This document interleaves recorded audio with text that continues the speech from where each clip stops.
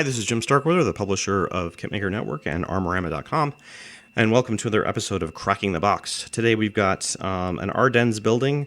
I have to admit, raise a guilty hand and say this. I've been sitting on this one for a while because I kept it for myself, a greedy little man that I am, or large man that I am. This one is an Ardennes building, part of MiniArt's diorama series. And let's just crack it open, shall we? It's number 35515. The length in millimeters is 251 millimeters long, 285 millimeters in height, and 148 millimeters in width. 1/35th scale, obviously. They have some pictures on the side of the box here. Maybe I can get my camera to zoom in so you can see some of the... We've got interior detail, as well as the other side there. And then there's an angled shot of the front. So very, very nice looking. And you can see right away that this one has fewer of the little niblet things, or the things that stick up that have to be removed. So that's good. I'm glad to see that on some of these MiniArt releases, because in previous ones their members had complained, or viewers had complained, there were too many. And this one looks like it'll be fairly easy to deal with, though. There's the front section, right? Maybe the back. I think that's the back area. So that's this is the inside of the building we're looking at. And then here's the exterior of the building where the staircase goes. And it looks good. There's a lot of space in between these stones and brick. I guess, not really sure. I guess stones would be better than brick. They're not really brick. So that's good, because I think that would allow you a lot of flexibility for, especially when you paint and so forth, that you're not going to fill up too much of the detail. I've actually opened this before. So here's some of the roof sections, and the roof sections look pretty good too in terms of the little divots. Not very many of them. They actually have the interior section with the underside, with the roof beams and the cross members. Here's another section with some of these side pieces where the doors are. Generally speaking, with this vacuform style of production, you're always going to have some little issues or whatever, but MiniArts seem to be doing it long enough. They've got this down to a pretty good science now, and their stuff usually comes out looking pretty good. Or very good, I should say. Here's the stairs. And for those of you who have never done these before, obviously you have to either scribe and then break, or cut them completely. And want to take care, obviously, not to break the plastic where should not be broken. Here are some of the outside walls. And this part looks hinged, but it's not. You have to actually cut along here and get both pieces, and then put them together as they should be.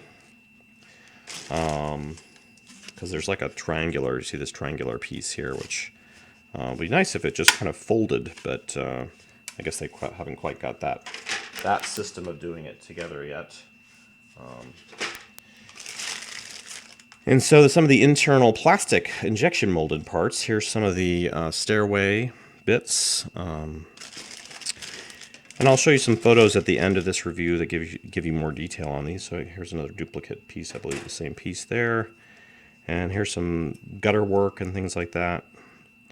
There is some flash, notable flash. You can see it right here. But, most of this stuff is on the fairly easy to clean, straight edges of that piece especially. I'm not seeing anything flash-wise like in these more detailed fence, wrought iron fence pieces. Same flash on this one. This piece has a little more like around the gutter work on this one, which looks like it's a duplicate piece to this. So interesting.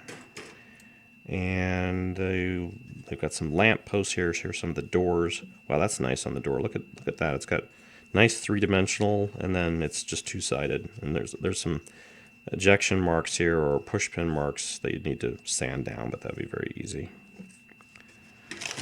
More shutters and things. I see, like on this shutter, I don't know if you can see it, I'll try to get in a photo, but there is some blockage in there, but that would be fairly easy to remove. There's more on this one over here. You probably just put an X-Acto through there and kind of clean it up a little bit. Again, all the wrought iron fence work looks good. I don't see any flash on that. There's nice doors here. Same reverse door issues. There's, again, some ejector or push pin marks or whatever here, and they're easy to sand down. The other side doesn't have anything. There's a little bit of flash, but again, all that looks easy to clean up. It doesn't look too difficult whatsoever. The instruction sheet usually is pretty basic on these. Let me get it out of here, though.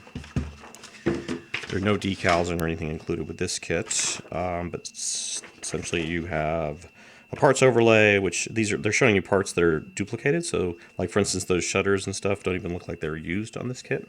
I'm sure you could potentially use them maybe if you wanted to, but they don't show. They show as grayed out. And so just essentially a 1, 2, 3, 4, 5, 6, 7, 8, 9, 10, 11, 12, 13, 14, 15, 16, up to 18.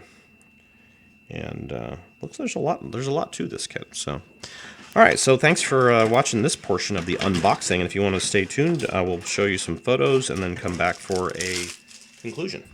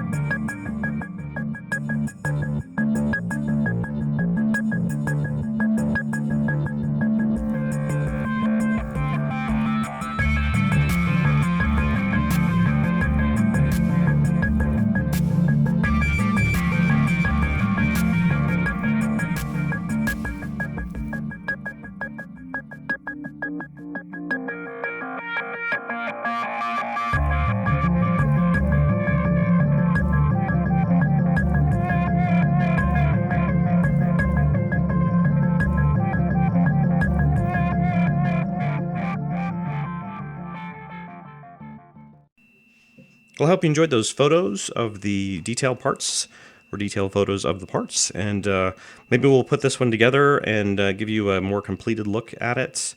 I'd like to do that at least on one of these and say I actually was able to build one of these. I've got another one set aside. The which one is that? The ruined factory base also. So yeah, we'll maybe get some time together now that I've gotten a few projects kind of completed code-wise. So it might give me some time to actually start building a few things for a change. But I really appreciate MiniArt sending us the sample. I'm sorry that it was a little late in terms of getting out on the site, but hopefully, again, I'll redeem myself with building it and getting it up on the site even a bigger, splashier way. And you guys can see that I'm actually not bad at building buildings. Figures, models, okay, probably, but buildings I'm actually was always pretty good at. So, well, thanks for watching, and we'll see you next time on Cracking the Box. If you have any comments, please leave them below.